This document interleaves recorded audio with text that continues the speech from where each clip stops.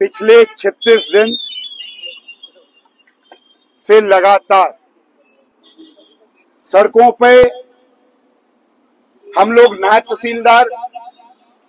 की रिक्रूटमेंट में जो इस सरकार द्वारा इस उमर सरकार द्वारा जो नोटिफिकेशन 9 जून 2025 को निकाली गई,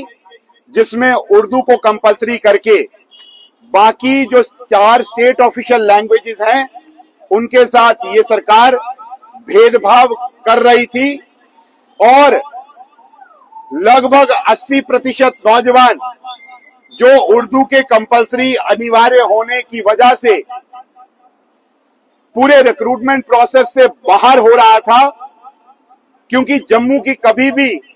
डीप रूटेड लैंग्वेज उर्दू नहीं रही है। हमने उसके खिलाफ 36 दिन संघर्ष किया और ये अंधी बहरी गूंगी सरकार जो है उसने ना कोई अपना मंतव्य, अपनी बात स्पष्ट की, ना कुछ बोले और नौजवान सड़कों पर लड़ाई लड़ रहा था। फिर हमको कोर्ट में जाना पड़ा, कैट के सामने जाना पड़ा और आज की प्रेस वार्ता के माध्यम से मैं जुडिशरी का, सेंट्रल एडमिनिस्ट्रेटिव ट्रिब्यूनल का बहुत बहुत शुक्रगुजार हूं, धन्यवादी हूं कि उन्होंने हमको न्याय दिया और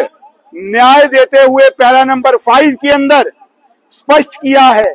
कि जिस मुद्दे पर हम लड़ाई लड़ रहे थे कि उर्दू की अनिवार्यता कहां तक जायज है, जबकि 80% नौजवान उर्दू नहीं जानता, तो उसी पर पैरा नंबर 5 के अंदर एसएसआरबी को स्टे दिया कि जो रिक्रूटमेंट रूल्स है नायब तहसीलदार के, उसमें उर्दू अनिवार्य जो एक कंपोनेंट था उसके ऊपर स्टे दिया और पैरा नंबर 6 के अंदर उन्होंने डायरेक्शन दी है एसएसआरबी को कि पांचों की पांचों जो स्टेट की ऑफिशियल लैंग्वेजेस हैं उनको जानने वाले, उनमें से किसी भी भाषा को जानने वाले नौजवान को इक्वल अपॉर्चुनिटी फराहम होनी चाहिए। उसी के तहत हम लोग आज जहां एक तरफ खुशी मना रहे हैं क्योंकि 36 दिन जो नौजवान है वो सड़कों पर रहा, वो लड़ाई लड़ता रहा डेमोक्रेटिक मीन्स के साथ, पर इस सरकार के कानों तक जू नहीं रहेंगी। और जब कोर्ट का, कैट का ऑर्डर आया, उसके बाद कल जो इन्होंने पोस्टों को डेफर किया है उसमें हमको एक विश्वास है कि एसएसबी जल्दी ही नई नोटिफिकेशन के साथ आएगी जिसमें पांचों भाषाएं जानने वाले को इक्वल अपॉर्चुनिटी मिलेगी। पर एक बात और स्पष्ट कर दूं कि ये सरकार जो है वो मजहब के नाम पर, वो खित्ते के नाम पर, वो भाषा के नाम पर यहां पर एक फसाद क्रिएट करना चाहती है जो हम नहीं होने देंगे। और आगे भी अगर इन्होंने इस प्रकार से कोई कोशिश की भेदभाव करने की, तुष्टीकरण, अपीजमेंट करने की, हम नहीं होने देंगे, क्योंकि हम आइन को मानने वाले हैं, हम संविधान को मानने वाले हैं और संविधान का जो प्रिएम्बल है, जो इक्वालिटी ऑफ अपॉर्चुनिटी की बात करता है, आर्टिकल 14-16 जो equal opportunity in public employment की बात करता है,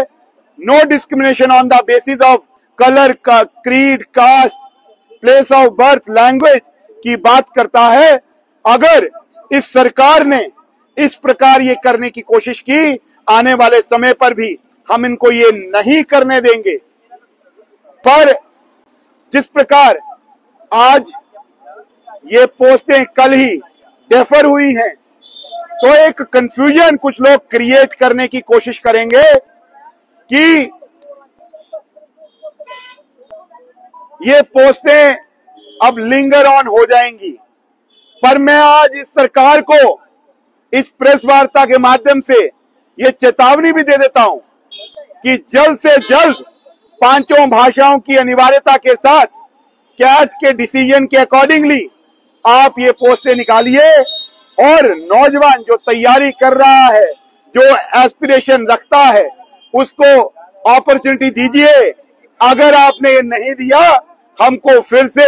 समय नहीं लगेगा सड़कों पर आने के लिए। आप जल्द से जल्द इस नोटिफिकेशन को री एडवर्टाइज करें और नौजवान को मौका दें। हम यहां पर महाराजा हरि सिंह जी के स्थान पर खड़े हुए हैं, जिन्होंने कहा था justice is my only religion, और जस्टिस प्रिवेल हुआ है। इसके लिए मैं सभी जम्मू कश्मीर वासियों को, नौजवानों को जहां एक तरफ बधाई देता हूं और कैट का शुक्रिया अदा करता हूं, जुडिशरी का शुक्रिया अदा करता हूं, वहीं पर इस सरकार को एक बार फिर से ये चुनौती दे देता हूं कि अगर आपने जल्द से जल्द पोस्टें नहीं निकाली तो हमको समय नहीं लगेगा फिर से सड़कों पर आने के लिए और नौजवानों के हक की लड़ाई लड़ने के लिए।